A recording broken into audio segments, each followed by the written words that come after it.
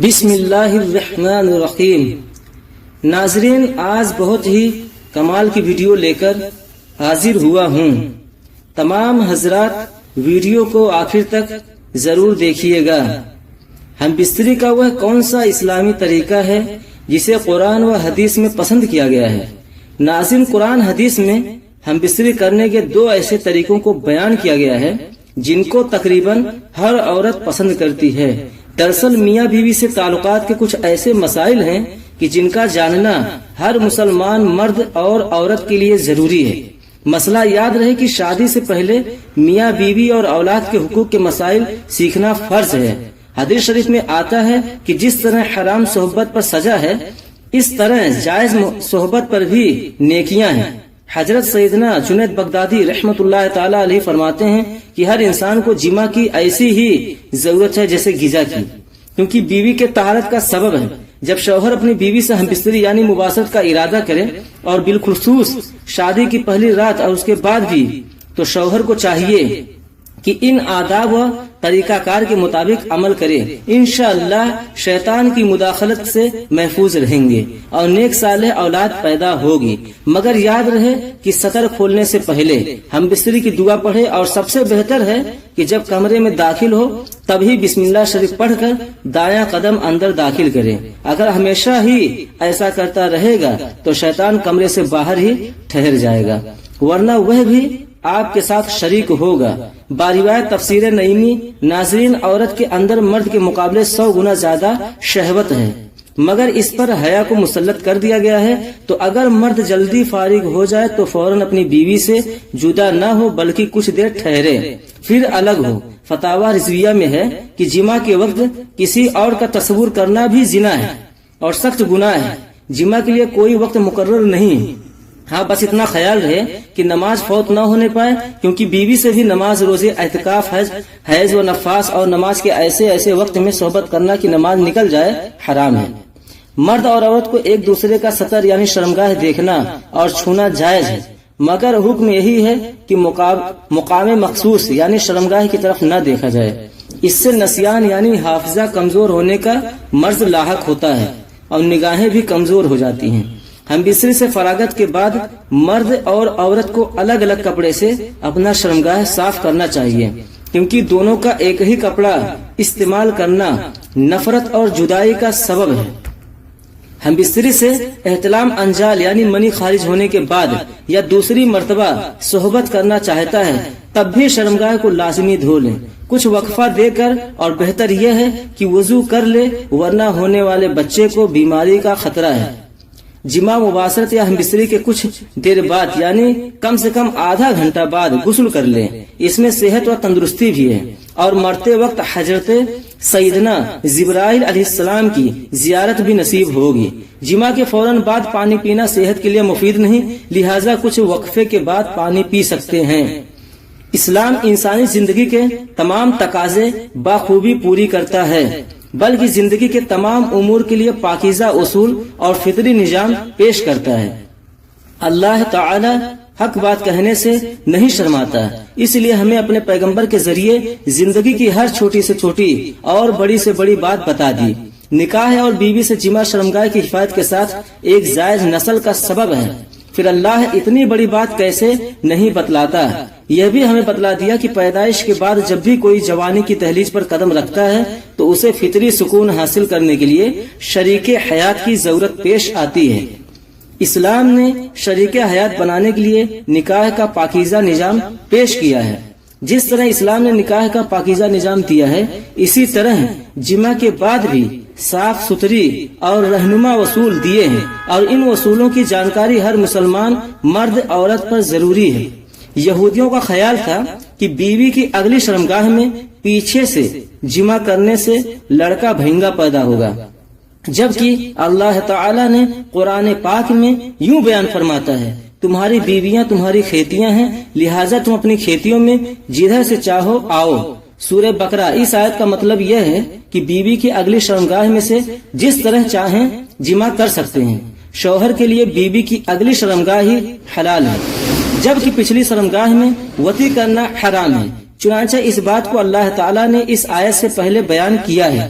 فرمانے باری تعالی ہے کہ لوگ آپ سے حیض کے بارے میں سوال کرتے ہیں، کہہ دیجئے کہ وہ گندگی ہے، حالت حیض میں عورتوں سے الگ رہو، اور جب تک وہ پاک نہ ہو جائے ان کے قریب نہ جاؤ، ہاں جب وہ پاک ہو جائے تو ان کے پاس جاؤ جہاں سے اللہ نے تمہیں اجازت دی ہے۔ اللہ توبہ کرنے والوں کو اور پاک رہنے والوں کو پسند فرماتا ہے۔ سورہ بقرہ۔ یہاں پر اللہ رب العزت حکم دے رہا ہے کہ حیض کی حالت میں بیوی کے پاس نہ جاؤ، اور جب وہ غسل کر کے پاک ہو جائے تو اس کے ساتھ اس جگہ سے جمع کرو جس جگہ سے جمع کرنے کی اجازت دی گئی ہے۔ حیض اگلی شرمگاہ سے آتا ہے اور حیض کا خون آنے تک جمع ممنوع ہے، اور جب حیض بند ہو جائے تو اس جگہ سے جمع کرنا جہاں سے خون آ رہا تھا۔ نبی صلی اللہ علیہ وسلم کا فرمان ہے، اور بیوی سے جمع کرتے ہوئے تمہارے عضو میں صدقہ ہے، با روایت صحیح مسلم۔ صحابہ کرام نے رسول اللہ صلی اللہ علیہ وسلم سے پوچھا، ہم میں سے کوئی اپنی خواہش پوری کرتا ہے تو کیا اس میں بھی اجر ملتا ہے؟ تو آپ صلی اللہ علیہ وسلم نے فرمایا، بتاؤ اگر وہ یہ خواہش حرام جگہ پوری کرتا تو کیا اسے گناہ نہ ہوتا؟ صحابہ نے عرض کیا کہ کیوں نہیں؟ لہذا فرمایا کہ اسی وجہ سے جب وہ صحیح جگہ سے خواہش پوری کرتا ہے تو اس کے لیے اجر ہے۔ قرآن اور حدیث میں ہم بستری کرنے کے دو ایسے طریقوں کو بیان کیا گیا ہے جس کو تقریباً ہر عورت پسند کرتی ہے۔ اس کو قرآن نے بھی پسند کیا ہے اور حدیث میں بھی پسند کیا گیا ہے۔ آئیے قرآن و حدیث میں پسندیدہ طریقوں کے بارے میں جانتے ہیں۔ قرآن پاک میں ہر موڑ پر مسلمانوں کی رہنمائی فرمائی ہے، اسی طرح ہم بستری کرنے پر بھی شریعت نے ہماری بہت رہنمائی فرمائی ہے۔ ناظرین، وہ دو طریقے آپ کو بتاتے ہیں کہ وہ کون سے دو طریقے ہیں۔ اللہ تعالیٰ قرآن پاک میں فرماتا ہے، یہ وہ طریقے ہیں جو تقریباً ہر جاندار استعمال کرتا ہے۔ وہ طریقہ یہ ہے کہ عورت نیچے لیٹی ہو اور شوہر اوپر لیٹا ہو اور شوہر حرکت کرے۔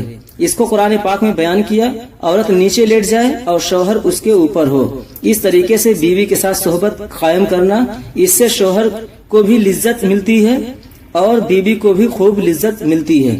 اس طریقے کو قرآن نے بھی پسند کیا ہے۔ ناظرین، دوسرا طریقہ جس کو حدیث میں پسند کیا گیا ہے، حدیث مبارکہ میں ارشاد ہے کہ بیوی جب نیچے لیٹ جائے تو اس کی دونوں ٹانگوں کو اپنے کندھوں پر رکھ کر حرکت کرے، اور اس طریقے کو حدیث میں بیان کیا گیا ہے۔ پہلا طریقہ تھا کہ اوپر لیٹ جانا، اور دوسرا طریقہ ہے حدیث میں وہ بھی یہی ہے، لیکن اس میں فرق یہ ہے کہ دونوں ٹانگوں اٹھا لیا جائے اور حرکت کی جائے۔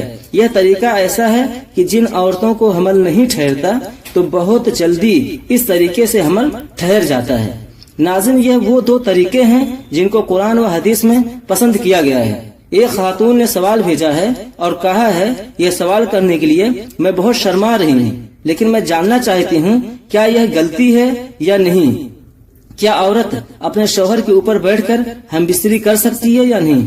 میں نے اپنے شوہر کے اوپر بیٹھ کر ہم بستری کی ہے، لیکن جب ہم دونوں میاں بیوی اس طریقے سے ہم بستری کرنے کے بعد فراغت حاصل کر چکے تھے تو ہم دونوں ایک دوسرے سے شرمندہ ہوئے کہ ہم نے بہت بڑا گناہ کر لیا ہے۔ محترم ناظرین، ہم بستری کا ایک ایسا طریقہ جس میں بیوی شوہر کے اوپر بیٹھ کر ہم بستری کرے، دوسرے الفاظ میں کہ شوہر لیٹا ہوا ہو اور بیوی اس کے اوپر کوئی بھی طریقہ اختیار کرے اور پھر دونوں ہم بستر ہوں، تو ایسے ہی ہم بستری سے متعلق شریعت کیا حکم دیتی ہے؟ یہ سوال تھا۔ ناظرین، ہم بستری کرتے وقت عورت مرد کے اوپر بیٹھ جائے یا مرد عورت کے اوپر بیٹھ جائے، یا ایسی صورت میں عورتوں کا سمجھنا یہ ہے کہ یہ گناہ کا کام ہے۔ دراصل جس طرح زندگی یا ہمارا سماج یا جو ہمارے اطراف میں ہے، ہم دیکھتے اور اپنے آبا و اجداد سے یا بوڑھی عورتوں سے سنتے ہیں، ایک بات اپنے ذہن میں بٹھا لیتے ہیں کہ بس ایسے ہی ہونا چاہیے۔ بیوی شوہر کے اوپر بیٹھ کر ہم بستری کریں یا شوہر بیوی کے اوپر بیٹھ کر شرعی فریضہ انجام دے تو ایسا کرنا حرام نہیں ہے، بلکہ مرد کے لیے جائز ہے کہ وہ جس صورت سے بھی چاہے اپنی بیوی سے فائدہ حاصل کرے۔ شوہر کے لیے اپنی بیوی سے ہم بستری ہر وقت جائز ہے۔ شوہر کا اپنی بیوی سے لذت حاصل کرنے کے لیے، اس کے جسم سے کھیلنے کے لیے وقت کی کسی قسم کی کوئی ممانعت نہیں ہے، سوائے کچھ چیزوں کے جن سے شریعت نے منع کیا ہے۔ یعنی شوہر کے لیے اپنی بیوی سے حیض و نفاس کے دوران ہم بستری کرنا جائز نہیں، اپنی بیوی سے ہر طریقے پر فائدہ اٹھا سکتے ہیں، آگے کی طرف سے بھی اور پیچھے کی طرف سے بھی، بس دخول صرف آگے والے شرمگاہی میں ہونا چاہیے، یعنی مرد کا اعضاء تناسل کا جو دخول ہے وہ صرف سامنے کی شرمگاہ میں ہی ہونا چاہیے، جس میں سے کہ حیض کے دنوں میں خون آتا ہے۔ پیچھے کی جانب سے بھی اگر آپ ہم بستری کرنا چاہتے ہیں تو پچھلی شرمگاہ میں نہیں بلکہ صرف آگے والی شرمگاہ میں، جس سے بچے پیدا ہوتے ہیں۔ اس کی وجہ یہ ہے کیونکہ اللہ تعالیٰ نے قرآن کریم میں ارشاد فرمایا ہے کہ یہ عورتیں جو تمہاری بیویاں ہیں یہ تمہاری کھیتیاں ہیں، تو اللہ کے رسول صلی اللہ علیہ وسلم نے بھی بیویوں کو کھیتیوں سے تعبیر کیا ہے، تمہاری بیویاں تمہاری کھیتیاں ہیں اور اپنی کھیتیوں میں جس طرف سے چاہو آؤ۔ البتہ رسول اللہ صلی اللہ علیہ وسلم کے فرمان کے مطابق بیوی کی پچھلی میں شرمگاہ میں عضو تناسل داخل کرنا حرام ہے، کیونکہ رسول اللہ صلی اللہ علیہ وسلم نے اس طرز پر کہ پچھلی شرمگاہ میں داخل کیا جائے جائز نہیں۔ رسول اللہ صلی اللہ علیہ وسلم نے فرمایا جس شخص نے اپنی بیوی کی دوبر یعنی پچھلی شرمگاہ میں جمع کیا تو اس نے محمد صلی اللہ علیہ وسلم پر نازل قرآن کی نفی کر دی ہے، اور فرمایا کہ ایسا کرنے والے پر اللہ کا غضب ہوتا ہے۔ لہٰذا اگر بیوی شوہر کے اوپر آتی ہے یا شوہر بیوی کے اوپر آتا ہے یا بیوی کے پیچھے سے جو سامنے والی شرمگاہ ہے اس میں عضو تناسل داخل کیا جاتا ہے تو یہ تمام طریقے جائز ہیں، اور اللہ تعالی کی جانب سے اس میں کوئی ممانعت کی دلیل نہیں ہے سوائے بیوی کے دوبر میں جمع کرنے کے یا حیض و نفاس کے دنوں میں جمع کرنے کے۔ بے شک اللہ تعالی حق بات کہنے سے شرم محسوس نہیں کرتا۔ اللہ تبارک و تعالی ہم سب کو دین اسلام کے مطابق زندگی گزارنے کی توفیق عطا فرمائے اور ہم سب کو شریعت کے مطابق زندگی بسر کرنے کی توفیق عطا فرمائے۔ اللہ تعالی ہم سب کو 5 وقت کی نماز ادا کرنے کی بھی توفیق عطا فرمائے، کیونکہ نماز پڑھنا ہر مسلمان مرد اور عورت پر فرض ہے۔ نماز ہمیں بے حیائی اور برائی سے روکتی ہے، نماز شیطان کا منہ کالا کرتی ہے۔ اللہ تعالی ہم سب کو 5 وقت کی نماز با جماعت ادا کرنے کی توفیق عطا فرمائے، آمین ثم آمین۔ دوستوں چینل کو سبسکرائب کر لیجئے اور ساتھ میں بیل آئیکن کو بھی دبا دیجئے تاکہ جب بھی کوئی ویڈیو اپلوڈ کروں تو آپ تک پہنچ جائے۔ ملتے ہیں نیکسٹ ویڈیو میں، خدا حافظ۔